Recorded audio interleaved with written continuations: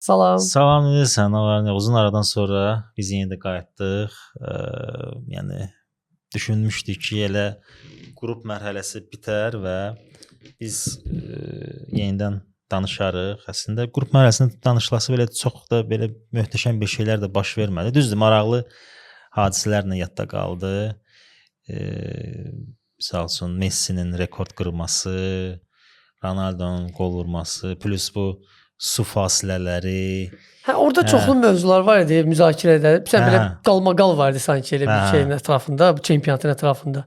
Su fasilələrində çox tənqid edirdilər ki, bəs deyir, su fasilərlərindən media üçün istifadə edirsiniz.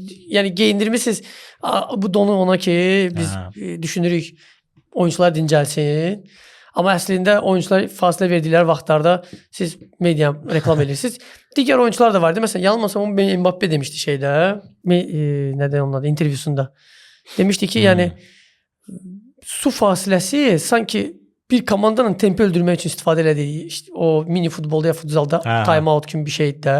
Əgər mən deyir, hansısa bir məqamda və yaxud da ki, mənim komandamda hansısa bir məqamda hiss edir ki, rəqib komanda bir balaca boşalıb, bir balaca zəifləyib, yorğunub, biz maksimum atakaya keçirik və qələbə əldə etmək istəyirik də, ya da ki, qol vurmaq istəyirik.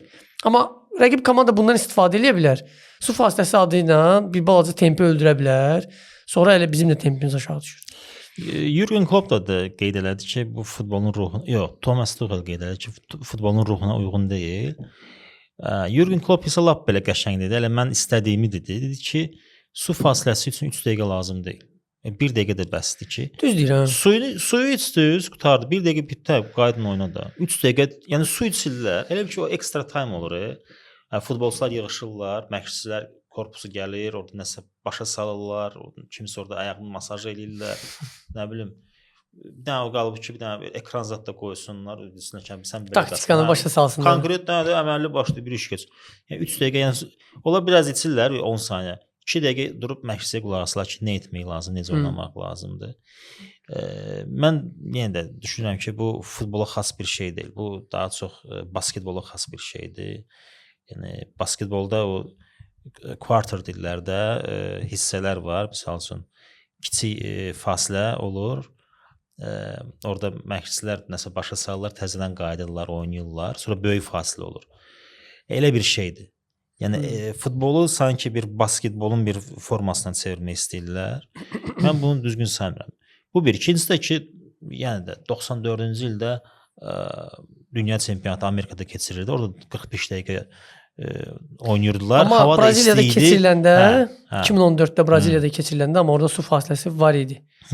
İstiydi, yəni nəzərə alaq ki, məsələn biz 90-ları müqayisə edirik. 90-larda qlobal istiləşmə indiki ilə bərabər deyildi. Havalar istiləşə gedir və yaylar daha sərt keçir. Mən razıyam ki, su fasiləsi kəskin kənara qoyulmazsa, bax 1 dəqiqə mövzusu əladır. Ki endirilsin 1 dəqiqə. Əgər kəskin isti yerdə keçirilirsə. Bir dənə də vacib bir şey qeyd edeyim. Bilmirəm hansı oyun idi. Deyəsən Fransa Qana ilə oynayırdı, yoxsa kimdən oynayırdı? Hava tutqunu idi. Hətta yağış da yağdı. Bunlar yenə də su fasiləsi elədilər. Yəni hava soyuqdur, tutulub, külək, yağış. Şəhərdən şəhərə fərq var da, yəni sən isti şəhərdə bunu eləyə bilərsən. Yəni burada nəyə ehtiyac var?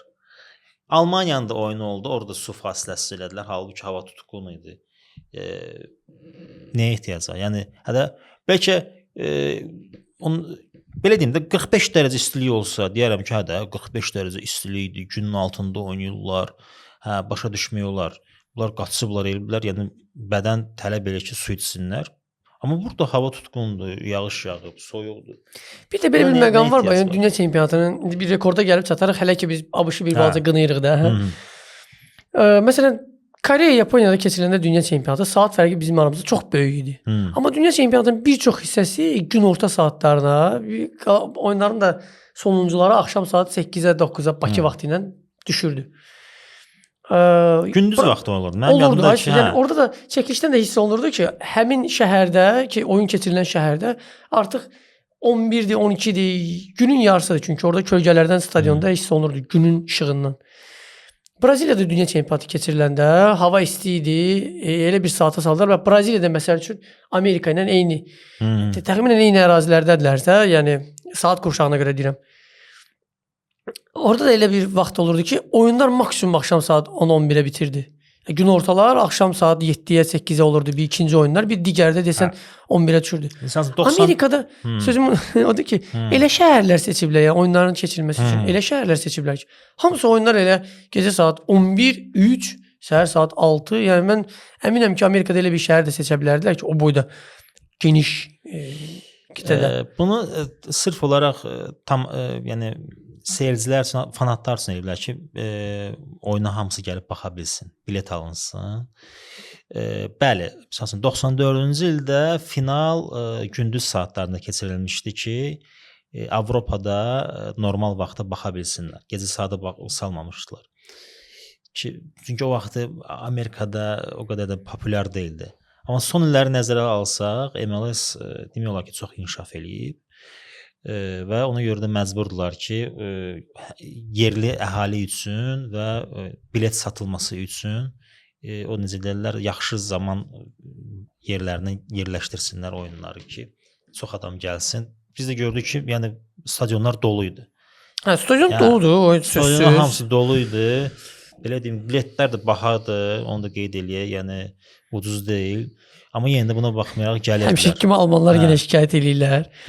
Almaniyada yanılmırsa futbolçular belə bir şey eləmişdi ki, o azarkeşlərin transfer xərclərini öz boyunlarına götürürdülər. Və bunu da qeyd eləyəlim. Mən bu dünya çempionatı başlamazdan əvvəl qeyd eləmişdim ki, bəs 48 komanda çoxdur. 32 komanda ən idealıdır. Amma bir şey də nəzərə alaq, bunu mən qeyd eləmədim. Əslində mənim səhvim yadımdan çıxdı qeyd eləmək. Dedim ki, bəs bunun əsas məqsədi maliyyə məsələsidir, kommersiya məsələsidir. Daha çox pul qazanırlar biletlərdən, yayımlardan. Amma bir məsələ də var, onu qeyd eləmədim. Futbolun inkişafı. Məsəl üçün Özbəkistan dünya çempionatına düşdü. Düzdür, yaxşı nəticə əldə eləmədi, amma yenə də düşdü. Yaxşı oyunları oldu Özbəkistanın. Yəni, oldu, amma alınmadı. Alınmadı. Yəni 0 xalla artıq qrupda sonuncudular. Tamam. Amma bu Özbəkistan üçün böyük bir üstünlükdür. Yəni futbolun inkişafı ilə bağlı. Təsəvvürlə bu dünya çempionatından sonra gələcəkdə demirəm 5 ildən sonra, ola bilər 10 ildən sonra Özbəkistanda çox saylı belə deyəlim futbol ulduzları yetişə bilər, böyüyə bilər. Məsələn, Avropada oynaya bilərlər, tutalım. Gələcəkdə Özbəkistan daha çox dünya çempionatında yer ala bilər. Və tutalım ki, 64 komanda eləsələr, hə? Məsələn, ora Çin düşə bilər. Məsələn, Çin uzun müddətli düşə bilmir. Halbuki yaxşı liqası var. Məsələn, İndoneziya düşə bilər, misal üçün. Mən məsələn düşünürəm. Amma elə ki, orada futbol çempionatına düşə bilən komanda, demirəm qrupdan çıxsın. Düşə bilirsə bir komanda dünya çempionatına. Onun artıq futbolu okeydir. Onun artıq futbolunda bir nizam var. Yəni onda futbol inkişaf edir. Bu oyuncular hamısı, millinin oyuncular hamısı ölkədəki klublardan, ya da ki ölkədə futboldan və ya da ki sənin milli oyuncuların digər klublarda oynamağından yetişir də. Demək bu ölkədə artıq futbol var. Zəifdir, tamam, qrupdan çıxa bilmirlər. Deyək ki, Türkiyə artıq bir dəfə çıxıb, yenə zəif nəticə göstərdi Türkiyə. Amma Türkiyənin timsalında biz bunu görürük. Biz Özbəkistandan xəbərimiz yoxdur, necə də olan futboldan şeydə. Amma Türkiyənin futbolundan xəbərimiz var ki, Türkiyədə futbol var, azarkeşlər var, stadionlarda anşlaq olur. Bunun nəticəsidir ki, ölkədən sonra milli belə turnirlərə qatıla bilir. Avroya və ya da ki, dünya çempionatı. Əlbəttə, yəni sən dünya çempionatına düşmüsənsə, deməli sən artıq o necə deyirlər, o kriteriyə uyğunsan ki, düşmüsən. Çünki kvalifikasiya mərhələsi, yəni belə deyəlim də rahat bir şey deyil. Yəni rəqabət çox güclüdür. Məsələn, İtaliya 3-cü dəfə düşənmir. Bosniya-Hersegovina ucuzdur. Məsələn, Danimarka uzun illər həmişə Danimarka dünya çempionatına düşürdü. Hər dəfə biz gördük. Düzdür, 1-2 dəfə olmadı, amma Danimarka həmişə olur demək olar ki. Yəni güclü komandalar siyasətində idi. Mən bayaqki sözümü şeyə gətirdim ki, yəni Azərbaycana da bax onu arzulayıram. Biz əgər sabah gözləyiriksə ki, Azərbaycan da növbəti dəfə Avropa çempionatına, dünya çempionatına düşsün, biz nəzər salmalıyıq ki, Türkiyədə futbol necə inkişaf edir, necə gedir ölkə liqası, Özbəkistanda necə gedir və yaxud da ki, Bosniya-Hersegovina kimi komandalar kiçiklərin sayaq da düzünü Portuqaliya ilə başa-baş danışmayaq. Bunlarda necə gedir futbol ki, bunların millisi düşə bilir. Bax onu arzulayıram Azərbaycana. Hətta o yolla getməlidir. Yəni biz bir dənə söz var da, bilmirəm, bu Arnold Schwarzenegger aid edirlər. Arnold Schwarzenegger bu deyib sözü. Əgər çempion olmaq istəyirsənsə, çempionların getdiyi yolla getməlisən. İndi Azərbaycanda görməli ki, belə bir yol var da, bu inkişaf çoxlu sayda fitness zallar açılmalı. Çox sayda fitness zallar o da düzdür. Ya o əlbəttə olsa lap yaxşı olar. Sonra Özbəkistan məsələsinə baxa bilərik ki, necə orada inkişaf gedib, ya tutalım Türkiyədə, məsələn Gürcüstanın özü, yəni Gürcüstan necə güclü oynayır. Çox istəyirəm ki, nə vaxtsa düşsün. Yəqin ki bir 3-4 çempion olmalıdır, bəlkə də 64 komanda eləməlidirlər, bilmirəm daha bəlkə 128 komanda eləsələr. Yəqin düşərik orada. Və orada iki dənə münasibətdə var. Bax onu da demək istəyirəm. Biz danışırıq indi arzulayırıq. Arzulayardım ki, mən də Azərbaycana düşsün və mən bunu qətiyyən kənara qoymuram ki, Azərbaycan düşsə, deyək ki, Səudiyyə Ərəbistanın getdiyi yoldan nəticəyə gəlib çıxa bilər, Özbəkistanın nəticəsinə gəlib çıxa bilər, qrup sonuncusu ola bilər də, ola bilər demək istəyirəm, yəni olacaq demirəm. Amma münasibətə baxınca Türkiyə 2 məğlubiyyətindən sonra çox güclü tənqidə məruz qaldı. Ay sizi belə yola saldılar, ay bəs belə vəd verirdiniz dünya çempionatı falan. Halbuki sonuncu oyunu utdular, düzdür. 3 xalları var, amma yer çıxa bilmədilər qrupdan. Özbəkistana indi bax gör necə münasibət var. Yəni Özbəkistan artıq sonuncu olsa da qürur duyurlar. Çox sağ ol ki, yəni getdin bizi təmsil elədin. Ərəbistana görə necə qürur duyurlar, yəni iştirak elədin. Çünki olmamışdı axı. Özbəkistan üçün bu ilk idi. Ərəbistan üçün məsələn ilk deyil, amma əminəm ki, Ərəbistanda sevinirlər. Yəni ki, siz iştirak elədiniz, təşəkkürlər. Sevinirlər o mənə. Qrupu zəif idi. Hardasa deyərlər ki, heç olmasa ikinci yerdən çıxıb da başa düşdü. Yəni ABŞ yaxşı oynayır. Okay, amma ABŞ utdular. Amma sən Paragvaya və Avstraliya məğlub olmaq, həm də bu cür məğlub olmaq sən necə idi? Hardasa bir şok effekti idi ki, biz səndən belə bir şey gözləmirdik də. Birinci oyunu Avstraliya ilə oynadılar. Avstraliya qarşı oyunda yanılmıramsa, hədsiz sayda çox topa yiyələndi Türkiyə, hədsiz sayda çox zərbə indirdi. Çərçivəyə endirməsə qapı istiqamətində atakaların sayı. Yadındadırsa mən bunu qeyd eləmişdim. Dəxsizliyi də var da Türkiyə. Qeyd eləmişdim Türkiyə dünya çempionatına düşəndə Kosovandan da. Mən demişdim ki, Türkiyə düşüb dünya çempionatı, amma Türkiyə gərək oyununda nəsə dəyişiklik eləsin. Bu oyundan heç nə eləyə bilməz.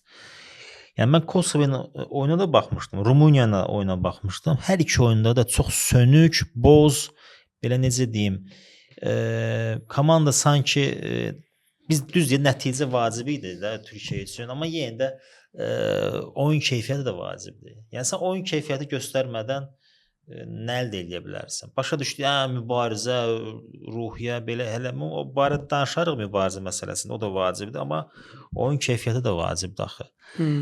Belə baxanda mən yenə də gözləyirdim ki, Türkiyə keyfiyyətli oyun göstərər, amma çox təəccübləndim ki, yəni nə Kənan Yıldız bir şey göstərə bildi, nə Çalhanoğlu, nə də Arda Gülər. Düz Arda Güləri çox tərifləyirdilər.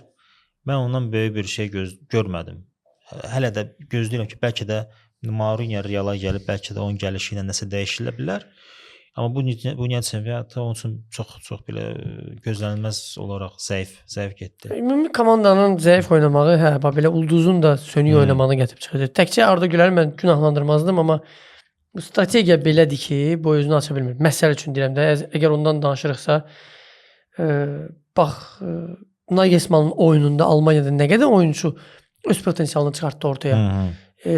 Undav kimi, Nimeçə kimi oyunçular. Məsəl üçün videodan qabaq biz müzakirə etdiyimiz kimi Nimeçənin artıq izinə düşüblər. Nathaniel Brown artıq keçdi Bavariyaya.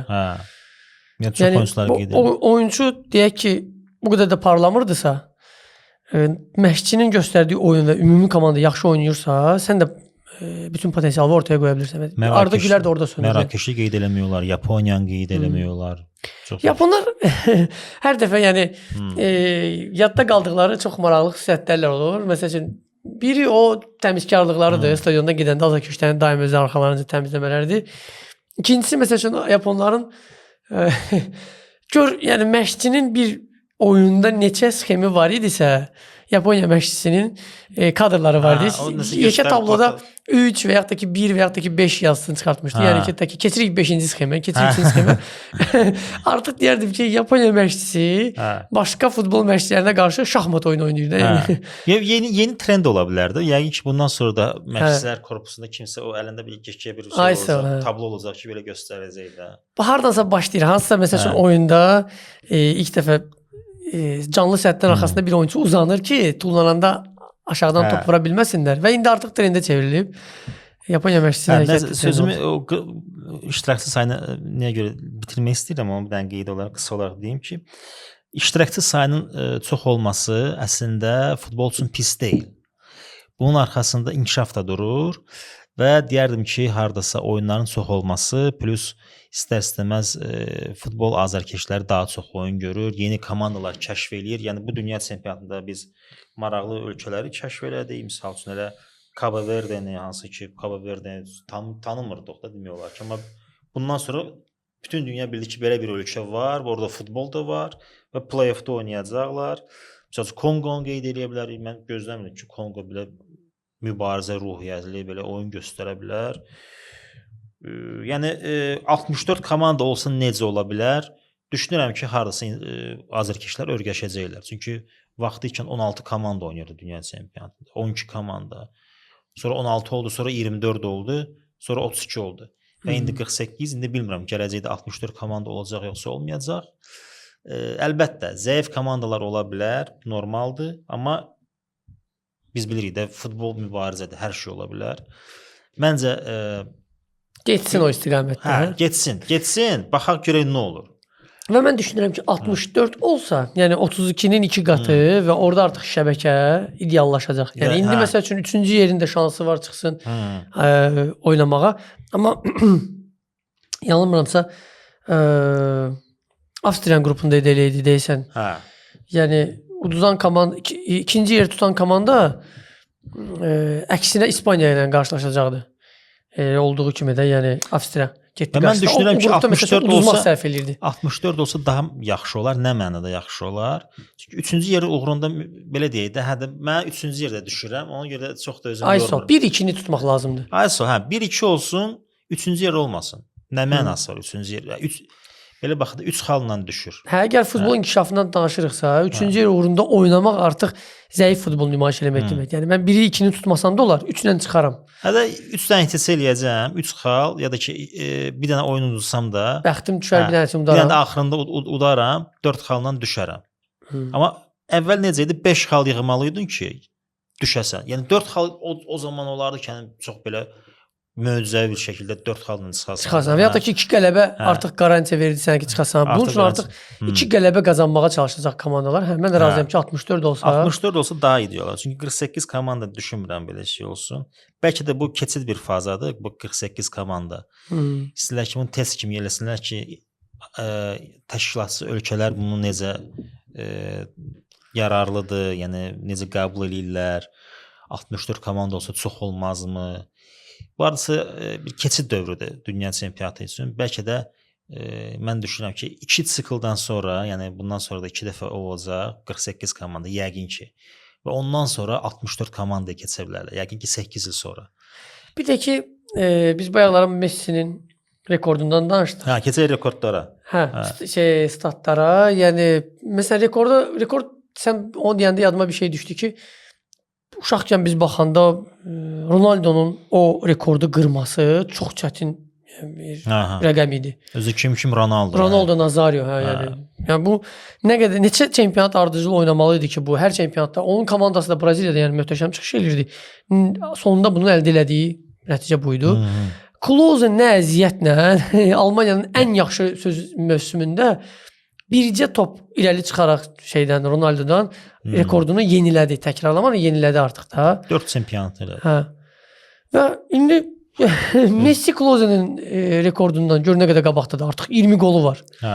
Hələ çempionat yeni başlayıb. Bundan sonra hələ 8-də 1-lər var, 4-də 1-lər var. Plus Messi üçün də bu 6-cı dünya çempionatıdır. Yəni onu da nəzərə almaq lazımdır. Əlbəttə Messi kimi futbolçunun bu rekordu qırması qəbul olunan da Messi də bu. Plus arxada Mbappe də gəlir. Yəni Mbappe ola bilər ki, Messi'nin rekordunu qırsın. Yəni yaş məsələsinə görə də indi cavandır. Cavandır və qarşıdan onun hələ dünya çempionatları olacaq. Bilmirəm indi bəlkə də Olise də keçə bilər. Olise də gəncdir. Lamine Yamal da keçə bilər bəlkə də. O da mümkündür. Amma Yamal bu dünya çempionatına baxanda yox. Bu çempionatda çətin məsələsi. Çətindir. Yəni düşünmürəm.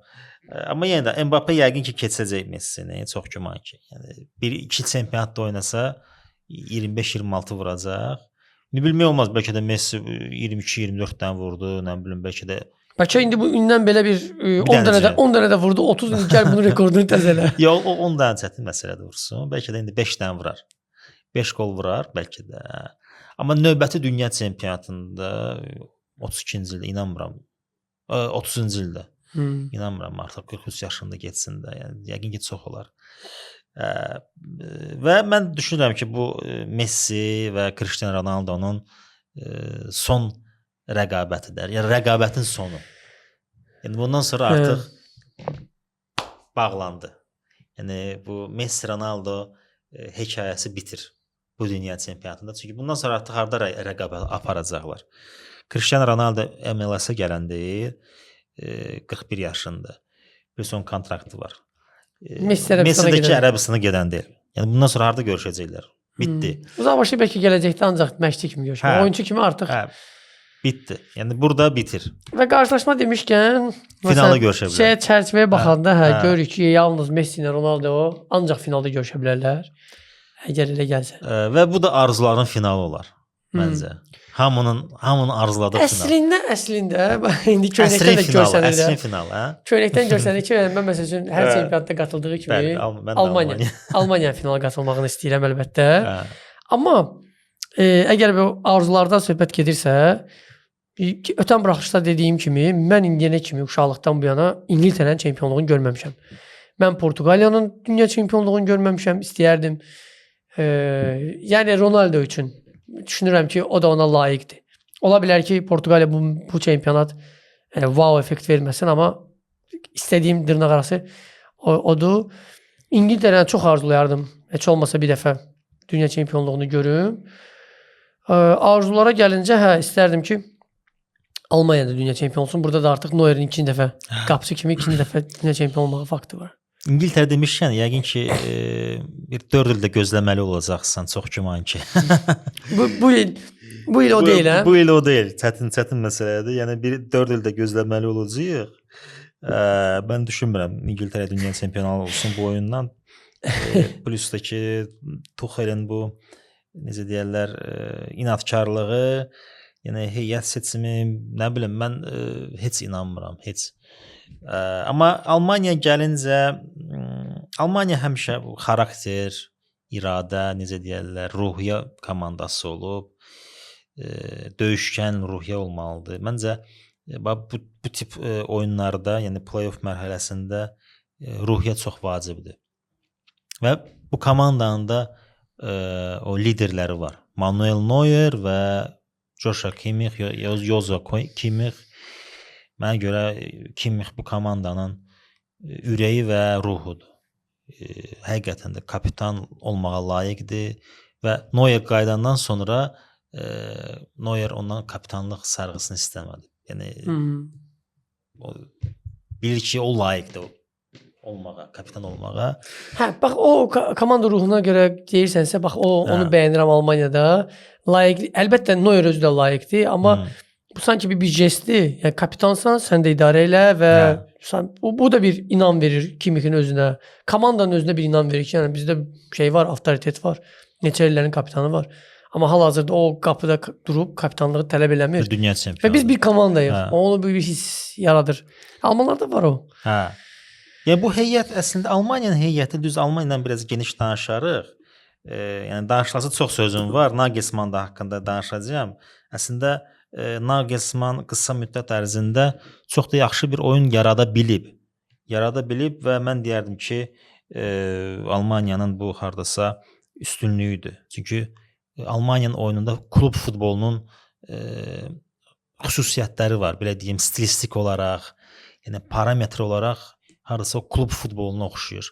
Topa sahib olma, pressing, expressing, belə deyim, kombinasiya quruluşu, hücum quruluşu, yəni strukturlaşmış bir hücum quruluşu var. Yəni belə deyim də xaotik yox, hiss olunur bu stilistik olaraq. O yarada bilib sistem futbolunu, klub futbolunu yarada bilib. Məncə bu üstünlükdür. Amma bir mənfi cəhəti odur ki,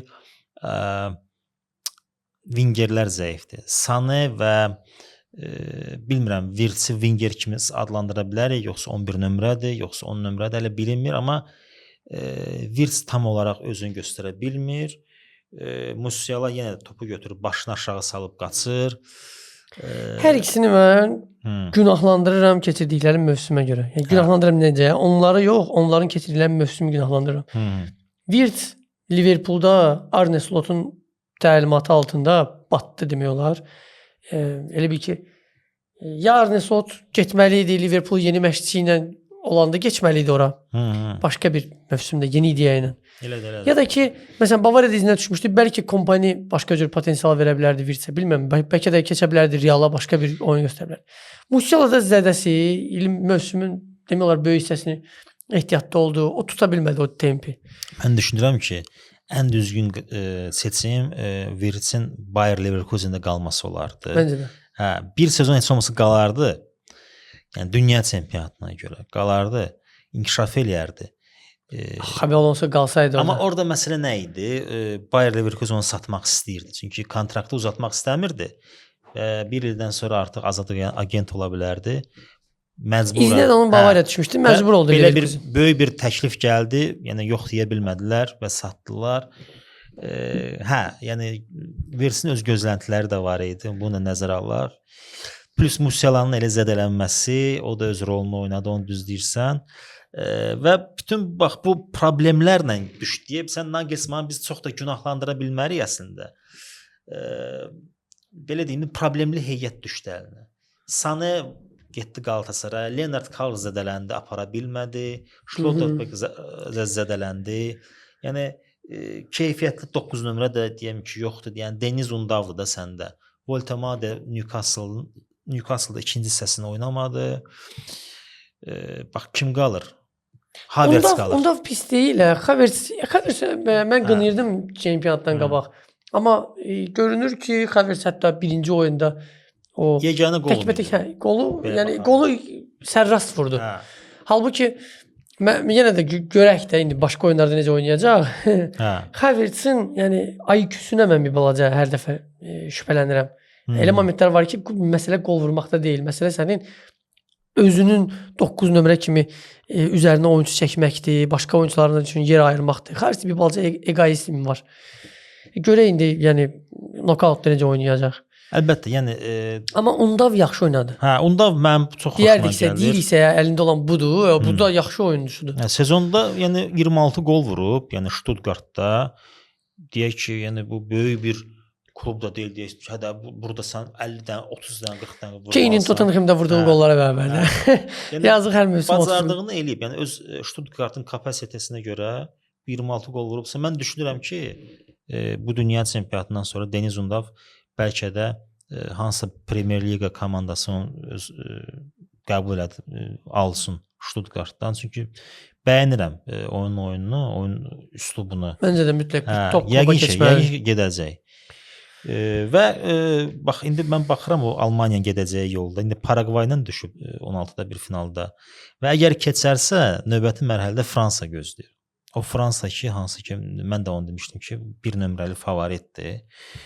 Və qrup mərhələsində mənə görə 3 ən yaxşı komanda var idisə, onlardan biri Fransa idi. İkincisi Niderland, üçüncüsüdəki Argentina. Mənə görə bu 3 komanda real namizəddir dünya çempionu olmağa. İndi düzülüşə baxır, necə düzürlər, hər bir cür düzür, amma sol braketə baxanda mənim gözümdə belə görürəm ki, yəni erkən finallar çoxdur. Hə. Yəni elə Almaniyanın sonra əgər biz potensial olaraq düşünürəm ki, Almaniyada Fransa qarşılaşacaq. Mən elə düşünürəm. Yəni rang baxımından çox belə ağır çəkililərdir. Bu artıq erkən finaldır. Onların qalibləri, yəni Car Kanada qaliblərindən qalibindən kimsə Mərakeş Niderland qalibindən qarşılaşır. Ta ki Niderland oradan çıxsa, yenə də Fransa Almaniya qalibindən kimsə Niderlandla qarşılaşacaq. Bu da erkən finala bənzəyir artıq.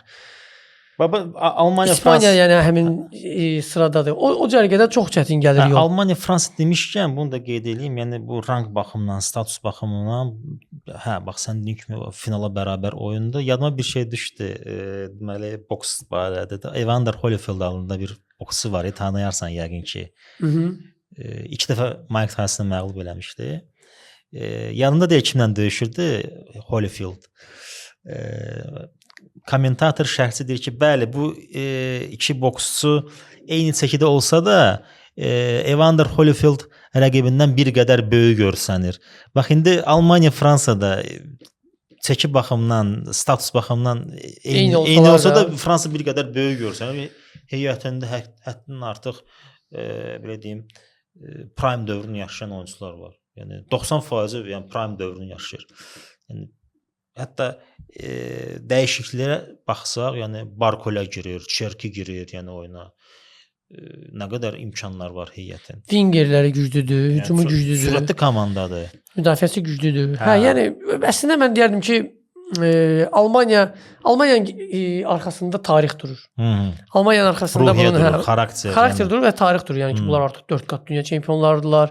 Hər il yaxşı performans göstərirlər. Heç olmasa Rusiyadakı çempionatı qoyacaq qırağa. Heç olmasa gələr 4-1 yarı finala kimi gələn komandadır. Odur bunların arxasında duran. Amma çəkik baxımından əgər üz-üzə qarşılaşdırsaq, yox. Yəni Fransanın heyəti məncə güclüdür Almaniyanın. Bunu da qeyd edeyim. Almaniya millisi barədə maraqlı bir fakt nədir? Almaniya ya finalda olur, ya dünya çempionu olur, ya yarım finala qədər gəlir, 3-cü yer olur. Ya da ki qrupda qalır. Ya odur ya budur. Ya qrupda qalır, ya 8-də 1 final, ya da ki gedir final, yarım final, çempion olur. Yəni orta bir hədd yoxdur Almaniya üçün. Məsələn, dünya çempionu oldu. Bax 90-cı ildən deyim sənə. 90-cı dünya çempionu oldu.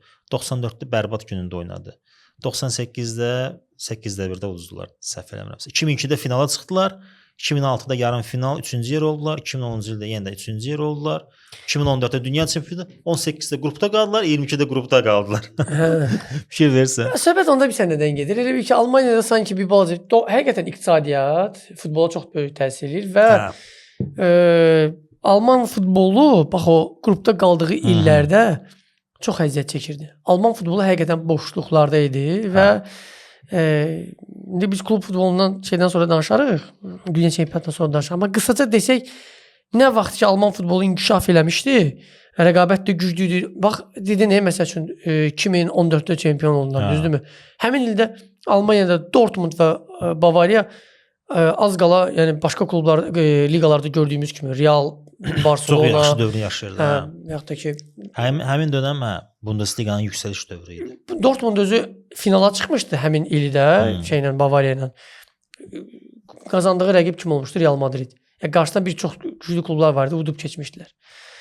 Yəni güclü prime dövrünü keçirdirsə ölkə, həmin ölkə sonra millisi də yaxşı oynayır. Zəif olanda yalnız Bavariya ilə təmsil olunursa, onda da qrupda da qala bilir.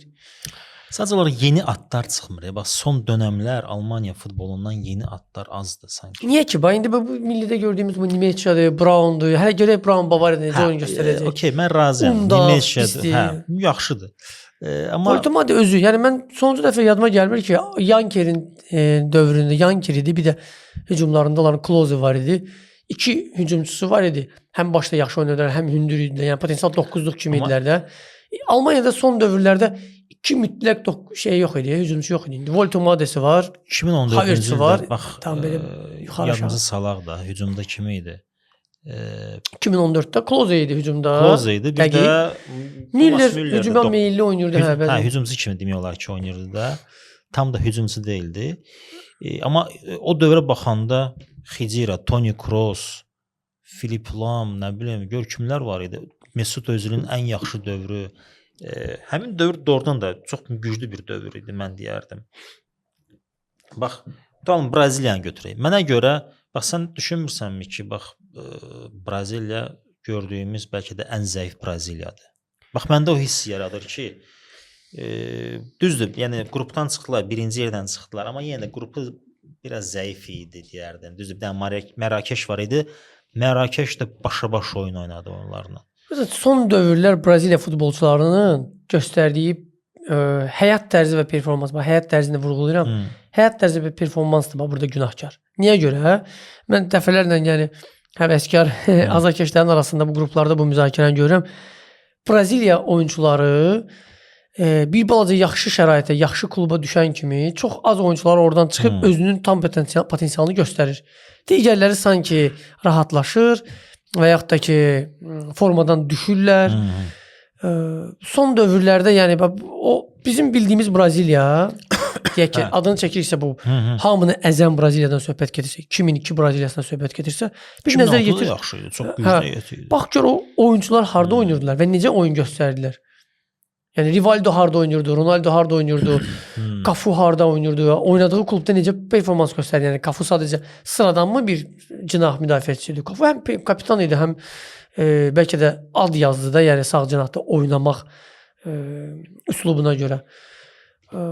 Yarım müdafiəsi və müdafiəsi Carlos özü Real Madriddə uzun müddət tarix yazdı. Yəni həm müdafiə, yarım müdafiə, hücum hamısı o mövsümdən danışıqsa gedib öz potensiallarını göstərmiş oyuncular idi. İndi Braziliyanın hansı oyunçusunu barmağa qatdıra bilərsən ki, super klubda oynayır və superdə performans göstərir. Yəni azdır da elə. Azdır. Peki buradan Casemiro gedirsə, Casemiro gedir Manchesteri güclə dartmağa. Neymar artıq qoca yaşında gəlib. İndi hansı klubda oynayır Neymar? Braziliyada oynayır, Santos'da oynayır. Santos'da oynayır yanılmaz. Yəni bir Neymar sadəcə deyib ki, tribut kimi gəldi də bura. Sadəcə Neymar'dı, çağıraq. Layiqdir buna. Yəni ki, talisman kimi gətiriblər. Bir-iki oyunsuz deyə bilərik. Rafinha'dır, Vinicius'dur. Yəni yaxşı performans göstərən Marquinhos. Bunları qeyd edə bilərik. Qalan oyunçular mənə görə, yəni elə 2014-ün Braziliyası da yaxşı oynayırdı. Yəni Almaniya yaxşı, duruxdular, getdi bir uduzdular amma yəni düz Neymar da zədələndi, oynamamışdı oyunda. Amma yenə də yaxşı idi o heyət. Super heyəti var idi və orada olan məsəl üçün oyunçular Chelsea'nin dayağı idilər, orada olan oyunçular. İki oyuncusu, yəni xatırlayıram oradan artıq David Luizlə Oscar. Chelsea'nin yəni parlaq oyunçular idilər. Cərimə zərbəsi onluğu idi. Marcelo. Marcelo'nun qəşəng oyunu var idi. Yaxşı idi. Yəni mənə görə bu dünya çempionatında mənim gördüyüm ən zəif Braziliya. Bəlkə 2010-cu ildəki qeyd edə bilər, amma 2010-da da Kaká oynayırdı, Robinho oynayırdı. Yəni heyətə baxın, tam yanında deyil, Lucio da var idi orada. Yaxşı heyəti var idi. Məncə yəni düşünürəm yenə ki, Braziliya oyunçuları bir balaca toparlanmalıdırlar. Deyək ki, şans verilirsə başqa bir kluba keçməyə, Kvaratskhelia kimi özünü aparmalıdırlar. Yəni irəliləyə artıra getməlidirlər. Belə orada bir şey qeyd edirlər. Yəni kasıb bir təbəqədən gəlir Braziliyan oyunçuları və düşürlər pulların içinə və orada itirirlər özlərini. Həmişə biz o böyük klublardan gəlmiş Braziliyalıları görürük. Amma indi baxırıq ki, 9 nömrə kimi oynayır? Igor Thiago, hansı ki Bournemouthda oynayır. Mənə görə bilmirəm niyə görə o bu heyətdə olmalıdır. Məsələn Lucas Paquetadır. Yəni hardasa bizim o təsəvvür etdiyimiz belə dahiyanə bir oyunçu deyil. Yəni hardasa belə deyim, orta səviyyəli bir qədər ulduzlarla təşkil olunmuş bir heyəti var. Yəni mənə görə inanmıram ki, bu Braziliya dünya çempionu ola bilər. O potensialı. Plus Rafinha da zədələnməyli də, zədələndi də. Bunu da qeyd edirəm. Burada bu qədər bayaqdan saydığımız bu favorit dediyimiz komandalar arasında mən də görmürəm ki, Braziliya gəlsin. Bəli, Braziliyanın o dövrü elə dövr olub ki, o necə deyirlər, güclü dövr olub. Dünya çempionu olanmayım. 82-ci ildə dünya çempionu olamadı. Halbuki hamı düşünürdü ki, o dövrdə Braziliya dünya çempionu. Çox güclü heyətlə gəlmişdi. Amma 94-cü ildə Braziliya gəldi dünya çempionu. Halbuki orada bir Romario idi, bir Bebeto idi. Yəni belə çox da güclü bir heyəti yox idi. Amma çempion oldular. Onu da qeyd edeyim. Mən bunu yanındasa sən danışmışdım. Ayrton Senna adlı bir Formula 1 sürücüsü olub, pilot olub. Çox məşhur adam idi. Yəni Braziliyada, yəni dünya şöhrətli, yəni bütün dünya tanıyırdı onu. Yəni necə ki Michael Schumacher, yəni indi Lewis Hamilton. həmin dövrün çox məşhur bir nömrəli pilotu idi. 94-cü ilin mayın 1-də İtaliyada, Imola'da qəzaya düşür və dünyasını dəyişir. Komaya düşür, amma biz bilirik də komada çıxa da bilirlər, çıxmaya da bilirlər. Komadan çıxmadı, dünyasını dəyişdi. Belə deyəndə çox böyük bir matəm idi Braziliyada. Yəni bütün ölkə ayaq üstə idi. Yəni prezidentlər gəlmişdi onun dəfninə. Plus da xeyriyyətçi idi, mesenat idi. Ayrton Senna, yəni çox kömək eləyirdi kasıb ailələrə. Yəni böyük bir itki idi. Braziliya dünya çempionatına yollanmamışdan əvvəl 94-cü ildə Braziliya heyəti, futbolçular, məşqçilər birlikdə gedirlər Ayrton Senna'nın qəbri üstünə və söz verirlər ki, bu dünya çempionluğunu ona həsr eləyəcəklər. Yəni ki, gedirik biz özümüz üçün dünya çempionu olaraq, Braziliya üçün dünya çempionu olaraq tarix yazaq, yox. Yəni ancaq Senna üçün. Yəni onu bir nəfərə həsr eləmişlər və Roberto Baggio topu göyə vuranda Tafarel barmaqlarını göyə qaldırır. Yəni Senna'ya. Sənin üçün. Bax bu ruhiyyədir. Bax bu xarakterdir. Bir İtalyadan bizi izləyənlər varsa, bəlkə Baggio'lu bağışlayanlar. Bağışlayanlar, hə. Yəni Baggio yazıq o göyə vurduğu topa görə indiyənə kimi linç olunur insan. Heç olmasa bağışlayanlar ki, o top getdi Senna'nın yanına. Və əgər indi cütlüklər keçiriksə, məncə çox güman ki, Almaniya 16-da bir finalda Fransa ilə qarşılaşacaq, mən belə gözləyirəm. Yox, 16-da finalda Paragvayı udacaq və 8-də bir finalda qarşılaşacaq deməli Fransa ilə. Çünki İsveçi mən inanmıram, İsveç nəsə problem yaratsın Fransaya. Çox güman ki, Fransa rahat qələbə qazanar və biz 8-də bir finalda çox maraqlı bir qarşılaşma görə bilərik. Almaniya, Fransa. Mən bundan belə danışaq, əslində maraqlı bir qarşılaşmadır. Mənə görə Almaniya üçün demək olar ki, finaldır. Çünki əgər Fransanın qalib gəlsə, potensial olaraq Almaniya finala çıxa bilər. Çünki qarşısında mən inanmıram. Düzdür, Niderland da var. Qarşısında Niderland var. Hə. Aşağıda məsələn qalib gəlsələr Portuqaliya, İspaniya qalibindən birinə oynaya bilər. İspaniya mən düşünmürəm. İspaniyanın oyunlarına baxdım. Nəsə o deyil. Çox belə aşağı keyfiyyətli oyun. Amma yadıma bir şey düşdü. Bunu da bu yaxınlarda bir məqalədə oxumuşdum. İspaniya çempion olduğu, sonuncu dünya çempionu olduğu dünya çempionatında dünya çempionatı tarixində ən az qolla çempion olmuşdu. Yanılmıramsa elədir. Yəni minimal qələbələrlə, minimal hesablarla da gəlib çempion olmaq olur. Mən inanmıram. Çünki yorğun heyətdir. Çox yorğun. Məsələn, hiss olunur ki, fiziki olaraq çatdırmır bu heyət. İnanmıram nəsə bunlar eləsin. Niderlanddan gözləyirəm. Bax, Niderland potensial olaraq finala çıxa bilər. Çox balanslı, çox belə ağıllı oyun oynayırlar. Mənə ləzzət elədi onların oyunu. Mərakeşlə qarşılaşırlar. Çox möhtəşəm oyun olacaq. Amma Almaniya, Fransa bağlı bir şey deyim. Almaniya nəyin hesabına qalib gələ bilər? Ancaq ruhiyyə, ancaq xarakter. Başqa mən bir şey görmürəm. Plus da Nagelsmann gərək nəsə dəyişiklik eləsin. Çünki bax bu oyunla, qrupda göstərdiyi oyunla Fransa keçəməyəcək. Mən orada bir dənə şey eləyərdim, necə deyərdim, razılaşmaya bilərəm.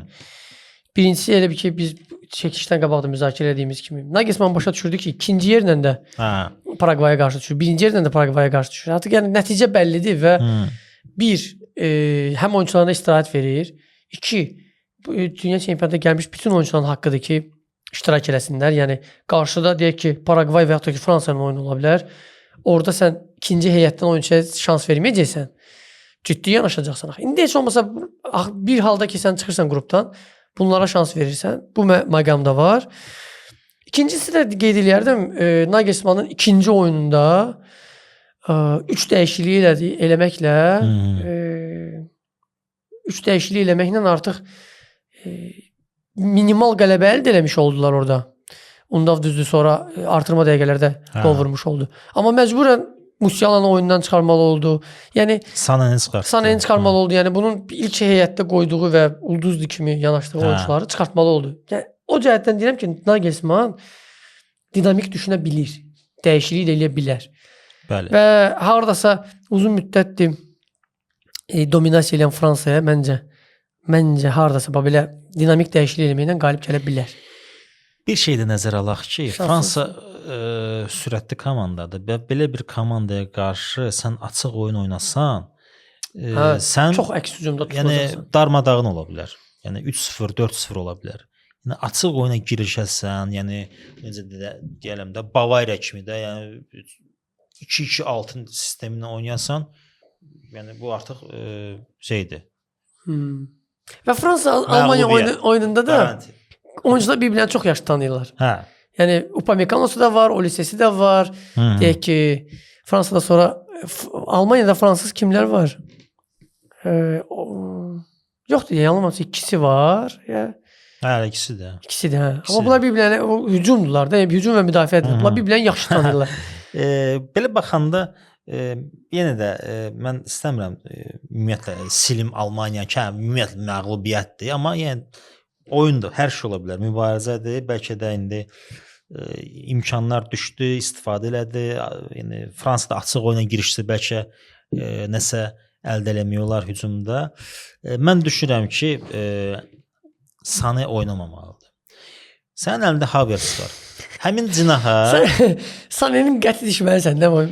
Yəni biz bu dünya çempionatında görürük ki, bu adam ancaq paralel ötürmə, arxaya ötürmə. Top düşür Sanéyə, oyunun tempi öldü. Gözəl kombinasiyalı oyun gedir, pasdaşlar ora qaçır, ora qaçır, top düşür Sanéyə, Sané topu saxlayır, dala ötürmə, tempi öldü. Pressingi yox, uzaqdan zərbəsi yox, driblingi yox. Yəni möhtəşəm bir açılış, ötürmə eləməyi yox, asması yox. Yəni bu adam nə işlə məşğul bilmirsən. Yəni bu niyə görə oyunda olmalıdır hər dəfə? Mən düşünürəm ki, ən yaxşı variant, ən optimal variant, yəni Fransanı udmaq istəyirsə, mütləq şəkildə Sané olmamalıdır.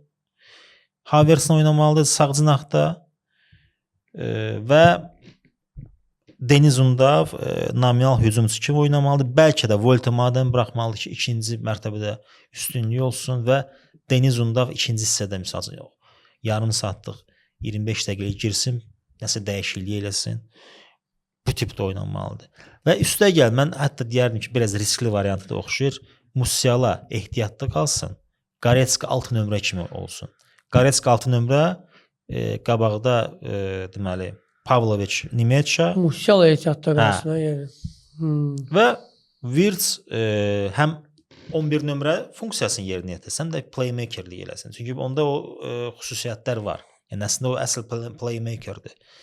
Və Deniz Undav sağda da ki, sağ winger kimi Havertz. Bax bu tiplə bu düzülüşlə oynasa, mən düşünürəm ki, Almaniyanın şansı var. Yox, əgər açıq oyuna girişsə, yox, Almaniyanın şansı yoxdur. Mən inanmıram. Almaniya bax bu açıq oyunda nəsə eləyə bilsin. Yaxşı, biz bu cütlükdən çox danışdıq. Aşağıda məsəl üçün düşünürəm ki, Niderlandı görürəm. Maraqlı oyundur, çox maraqlı oyundur. Bəlkə də Mərakeş sürpriz eləyər. Eləyə bilər, eləyə bilər. Çox yaxşı heyətə bənzəyir. Yəni. Çar Kanada oyunundan nədənsə mənə elə gəlir ki, Kanada irəli çıxacaq və bu Niderland və Mərakeş qalibi kim olsa, o da elə Kanadaya qalib gələ bilər məncə. Yenə maraqlı bax, o biraz şeydir, biz bəlkə Avropa futbolunu öyrəşmişik, ona görə aşağıda Avropa futbolunu görürük, amma Xorvatiya, Portuqaliya oyunundan maraqlı oyun gözləyirəm. Hə, o da yaxşı oyundur, çox maraqlı. Onların qalibindən sonra kimsə məsəl üçün Avstriya, İspaniya qalibi ilə qarşılaşa bilər. Orada maraqlı oyun gözləyirəm. Xüsusən də İspaniya. Çox güman ki, İspaniya çıxar. Bax məsələn İspaniya, Portuqaliya, İspaniya, Xorvatiya oyunu məncə o da maraqlı olar. Amma potensial olaraq hiss olunur ki, finalda Argentina olacaq. Çünki Argentinanın yolunda ciddi bir rəqib, çox güman ki, Kolumbiya ola bilər. Hə, Kolumbiya ola bilər. Çıxandan sonra İngiltərə də ola bilər. Hə, İngiltərədə. Şeydə cərgədə İngiltərə və Braziliya gəlir. Hə, o İngiltərə bəlkə Braziliyanı keçər. Yəni biz bu zəifliyindən əgər. Amma ola bilər ki, tərsinə olsun. Bəlkə də. Yazıq Kane. Hə, Kane'dir, Declan Rice'dir və Jude Bellingham. Bir də kimi qeyd edə bilərik? Yəni bu heyətin məncə də Argentina Tuchel'in bu İngiltərəsini udar. Bu İngiltərəni Tuchel. Çünki yəni bunu sonda demək istəyirdim, bəlkə buraxışın sonunda. Tuchel'in bir balaca sönük futbolu var. Ola bilər minimal da qələbə qazansın, hesaba oynasın, amma Tuchel wow effekti vermir də. Tuchel istər-istəməz Tuchel zəif klubların məşqçisidir. Ona belə bir ləqəb qoyublar. Patoloqanatom deyirlər. Hə. O bir zəif kluba gəlsin, məsələn, Mainz-a gəlsin. Pis vaxtında Dortmunda gəlsin. Hə. Gəlib problemi aşkarlayır. O patoloqanatom deyirlər. Kəsir. Yəni, problem hardadır? Onu aşkarlayır da nədən olub da bu ölüm nədən baş verdi? Klub niyə görə ölmüşdü? Onu aşkarlayır. Aşkarlasın və çıxsın getsin. Hə. Yəni gəlirsən, özündədir. ortada problemləri ortaya çıxardırsan, kimsə nəyisə dəyişir, əvəzlər falan. Amma bundan sonra sən bu oyuncu komandanı bir super komandaya çevirə bilmirsən. Sən get, problemi göstərdin, çox sağ ol. Başqası indi gəlib onu idarə edər. O cür, bəlkə də millidə də indi onu eləyəcək. Amma düşünmürəm ki, o çempion elə bilsin. Yox, mən də inanmıram çempion olsun. Bəlkə də elə bu Braziliya, bax bu biz dedik, ən zəif gördüyümüz Braziliya bəlkə də İngiltərəni keçdi. Çox güman ki, elə ola bilər. Və yarın finalda Argentina, Braziliya mənə görə bu klassikadır da. Yəni Cənubi Amerika. Bunlar arasında həmişə bir rəqabət olub. Həm dünya çempionatlarında, həm klub üzrə, yəni Boca Juniors burada, ya orada olur Fluminense, ya Flamengo, ya orada misal üçün Grêmio, Santos'un da güclü vaxtlar olub, misal üçün River Plate də yaxşı oynayırdı. Yəni bunlar arasında həmişə rəqabət olub. Çox möhtəşəm bir oyun olar məncə. Argentina, Braziliya, Messi, Neymar'a qarşı və bu rəqabət və potensial olaraq təsəvvürlə yarın finalda biz görürük Fransa, Portuqaliya və Argentina, Braziliya. Ya finalda yenə də biz Argentina, Fransa finalını görə bilərik. Hə, orada artıq Messi, hiss oluna bilər Mbappé'yə qarşı və yaxud da əsrin finalında başa düşürsən. Ronaldo, Messi və bu ilə də rəqabət bitir. Necə kitab bağlanır. Çox demə onu, bəlkə belə də oldu elə. Hə, bəlkə də oldu. Yəni arzuların finalı ola bilər. Demirəm çox istəyərdim. Əgər Almaniya Portuqaliya düşsə, əlbəttə ki, mən Almaniyanın qələbəsini istəyərəm. Yox, əgər Fransa, Portuqaliya olsa yarın finalda, mən istəyərdim Portuqaliya keçsin. Və biz bu finalı görək. Çünki 90% Argentina finaldadır. Görək necə gedir. Məncə bugün danışmaq istədiyimiz mövzulara biz toxunduq. Siz də əgər hər hansı bir fikriniz varsa, əlavələriniz varsa dünya çempionatı haqqında, bundan sonraki proqnozlarınız varsa, suallarınızı verin. Yazın, maraqlı məqamlar nə sizdə gözünüzdən yayınmadı, bizim gözümüzdən yayındı. Yazın, fikirlərinizi bildirin, öz proqnozlarınızı verin. Bu artıq şəbəkə məlumdur. Yazın. Finalda kimi görürsünüz, yarım finalda kimi görürsünüz, çempion kimi indidən kimi görürsünüz və mən hətta qeyd edərdim ki, buraxılışlarımız olacaq yenə dünya çempionatının sonuna qədər. Hər buraxılışda siz çempionları qeyd eləyin. Yəni bu buraxılışda da qeyd edin. Ola bilər ki, sizin çempion dediyiniz uduzsun. Gələn buraxılışda indi artıq kimi çempion görürsünüz, onu da qeyd eləyin. İndi də bəlkə deyək çempion kim olacaq? Bir dənə komandadır deyək. Bir dənə komandadır deyək. Kim olacaq? Mən istərdim ki, Almaniya çempion olsun. Əgər deyəcəksə. Amma düşünürəm ki, kim gəlib çempion ola bilər. Ola bilər. İstəyirsən ayrı məsələ. Kim olacaq? Göstərdiyi mən də istəyirəm Almaniya olsun. Məncə Fransa. Fransa. Mən demişdim, mən də istəyirəm Almaniya olsun. Mən də düşünürəm ki, kimsə Fransaya, Argentina olacaq. Bəlkə də Argentina. Argentina deyirəm indi. Ola bilər. Ola bilər. Baxaq. Amma yenə də Almaniyanın çempion olmasını inanıram. Gəlsin 5-ci ulduzə. Gəlsin. Yaxşı. Belə, sağ olun. Yenə görüşərik. Ümid edirəm ki, bu dünya çempionatı yenə də alınır. Yəqin ki, finaldan qabaq ya finaldan sonra yenə də bu bitirərik. Oldu. Tamam. Oldu. Hələlik görüşərik. Sağ olun.